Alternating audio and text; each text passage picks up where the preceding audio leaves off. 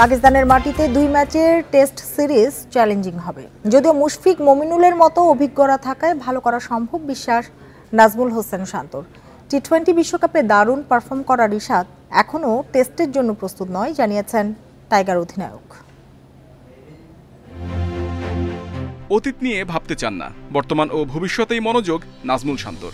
টি-20 বিশ্বকাপ দলের অম্লমধুর অভিজ্ঞতা ভুলে এগিয়ে যেতে চান।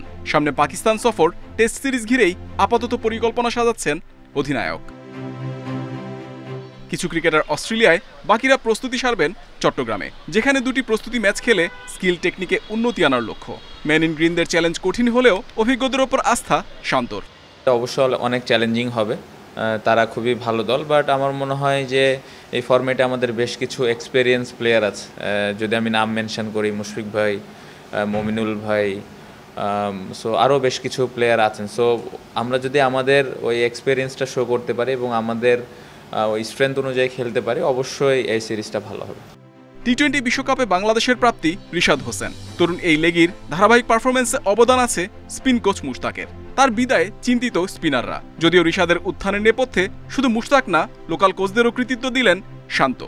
রিশাদ কিন্তু তারও আগে থেকে আমাদের লোকাল যে কোচিং স্টাফ ছিল তাদের কাছ থেকে কোচিং নিচ্ছিল। সো আমি মনে করি যে মুশতাক আহমেদ যিনি ছিলেন, উনি ওনার যে এক্সপেরিয়েন্স, অনেক বছর খেলার, সো ওই এক্সপেরিয়েন্সগুলোই রিশাদের সাথে শেয়ার করেছেন।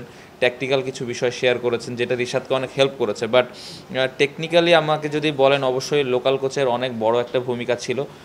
টি-20তে প্রত্যাশা মেটাতে পারলেও টেস্টে আপাতত রিশাদ নেই দলের পরিকল্পনায়। লেগ স্পিনারকে সাদা পোশাকের জন্য এখনও প্রস্তুত মনে করেন না অধিনায়ক। আমার মনে হয় সিলেক্টরকে জিজ্ঞেস করলে আরও বেটার হবে, বাট আমি যতটুকু আমার এক্সপিরিয়েন্স যতটুকু মনে হয়, আমার মনে হয় না এই মুহূর্তে রেড বলের জন্য ও পুরোপুরি রেডি। পাকিস্তান সফরকে সামনে রেখে 20 জুলাই 25 থেকে 30 ক্রিকেটার নিয়ে ক্যাম্প শুরুর কথা রয়েছে। Muhammad Nazim, independent news, Dhaka.